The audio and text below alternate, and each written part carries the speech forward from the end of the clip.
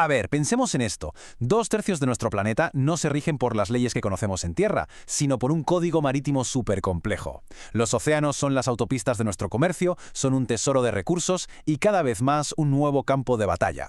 Vamos a meternos de lleno a descifrar las reglas del océano para entender por qué su dominio se ha convertido en una de las mayores fuentes de tensión en todo el mundo.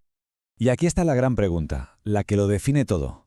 ¿Cómo conseguimos equilibrar esa idea de libertad total en los mares con el deseo lógico de cada país de apropiarse de las riquezas que tiene enfrente y, al mismo tiempo, con la necesidad cada vez más urgente de protegerlos? Este es el equilibrio casi imposible que lleva enfrentando a las naciones desde hace décadas. Vale, esta va a ser nuestra hoja de ruta. Primero vamos a entender las reglas del juego, las del mar. Luego veremos cómo esas reglas desatan una auténtica carrera por los recursos. Nos fijaremos sobre todo en el Ártico, que es la nueva frontera. Después nos daremos de bruces con la cruda realidad de nuestros océanos, que están muy amenazados. Y ya para terminar, nos haremos la gran pregunta. ¿Estamos todavía a tiempo de protegerlos? Para entender los conflictos, lo primero es entender las reglas. Y la base de todo, la piedra angular del derecho marítimo moderno, es la Convención de Montego Bay de 1982. Fue un intento monumental de crear, por así decirlo, una constitución para los océanos. La primera capa, la que está pegadita a la costa, son las aguas territoriales. Pensemos en ellas como si fueran una extensión del propio país, pero en el mar. Aquí, las leyes nacionales se aplican con la misma autoridad que en cualquier ciudad o pueblo de tierra firme. Soberanía total. Si nos alejamos un poquito más, el control se relaja, pero ojo, no desaparece. En esta zona, la zona contigua, un Estado ya no tiene soberanía total, pero actúa como un guardián. Tiene poder para hacer cumplir sus leyes de aduanas, fiscales o de inmigración, y sobre todo para prevenir infracciones. Y aquí llegamos a la zona que, económicamente, lo cambia todo. La Zona Económica Exclusiva, o la CEE. Esta es la joya de la corona, porque da derechos exclusivos sobre absolutamente todos los recursos, desde la pesca hasta los yacimientos de petróleo o gas que pueda haber. Pero, y aquí está la clave del equilibrio, aunque los recursos son de un país, los barcos y aviones de otras naciones pueden seguir pasando por allí libremente. Como vemos, el patrón es bastante claro, ¿verdad? A medida que un barco se aleja de la costa, el poder del Estado costero se va diluyendo. Pasamos de una soberanía total a un control específico sobre recursos hasta que al final todo se disuelve en la libertad casi absoluta de la alta mar, donde la única ley que importa es la del país de la bandera que lleva el barco. Bueno, y ahora vamos a ver cómo esta división del océano que se diseñó para poner orden ha terminado por desatar una competencia feroz. El simple derecho a reclamar una zona económica exclusiva ha convertido los mapas de los mares en un auténtico tablero de ajedrez geopolítico. En el fondo, todo esto se reduce a un intento de reconciliar dos ideas que llevan siglos enfrentadas. Por un lado, el mare liberum, o sea, el mar libre para todos, un bien común global, y por otro, el mare clausum, el mar cerrado, que es el impulso de cada nación por controlar y explotar los recursos que tiene justo enfrente de sus costas. Y aquí es donde la cosa se complica de verdad, porque a pesar del enorme consenso que hay, resulta que la principal potencia naval del mundo, Estados Unidos, se negó a ratificar el tratado. Esto, claro, crea una ambigüedad enorme y debilita la universalidad de estas reglas, sobre todo cuando hay disputas gordas.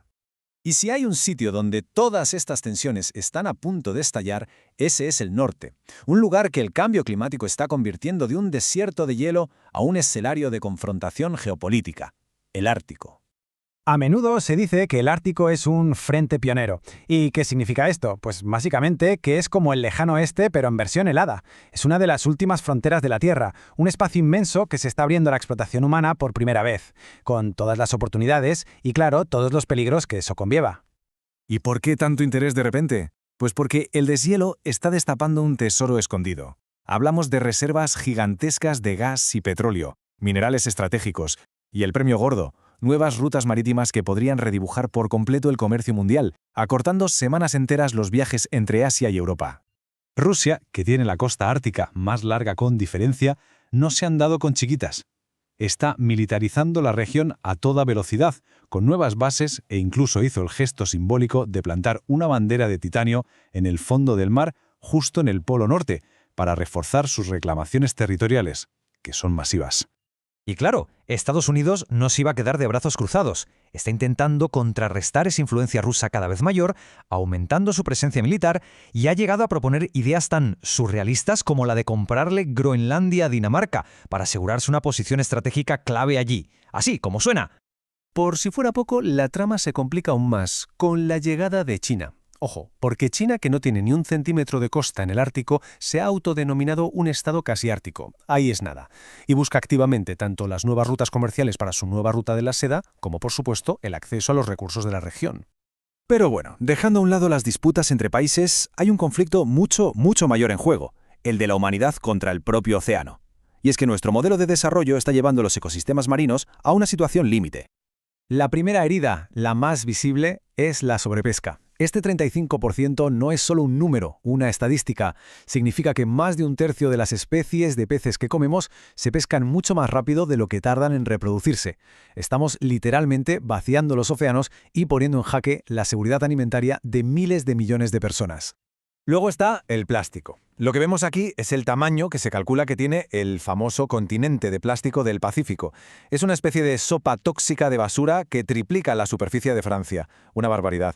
Y lo más aterrador es que no es el único. Hay otras 4 acumulaciones masivas como esta asfixiando la vida en nuestros océanos. Y finalmente, el impacto del cambio climático se vuelve algo muy personal. El deshielo de los polos no es un evento lejano y abstracto, es una amenaza directa para 280 millones de personas que viven en grandes ciudades costeras. Hablamos de metrópolis enteras que corren el riesgo de acabar inundadas por la subida del nivel del mar. Viendo todo esto, la pregunta es inevitable. ¿Estamos haciendo algo para solucionarlo? ¿Existen herramientas de verdad efectivas para proteger nuestros océanos antes de que sea demasiado tarde? Una de las herramientas más potentes que tenemos son las áreas marinas protegidas. Son como santuarios donde se limita la actividad humana para que la vida se recupere. El problema, claro, es la escala. El objetivo internacional es proteger un 10%, pero la realidad es que apenas llegamos a un triste 3%, una cifra dramáticamente insuficiente. Y si miramos ya hacia un futuro más lejano, pues surgen conceptos visionarios, casi de ciencia ficción, como este, Lily-Pad. Es un proyecto de ciudad flotante y ecológica pensada como un refugio para los futuros refugiados climáticos. Y aunque es solo un concepto, nos da una idea de la escala de pensamiento que quizá necesitemos para adaptarnos a los cambios que ya están aquí. Y esto nos deja con la reflexión final. Con la presión geopolítica por los aires y las amenazas medioambientales creciendo a un ritmo de vértigo, las soluciones que tenemos ahora mismo parecen quedarse muy cortas.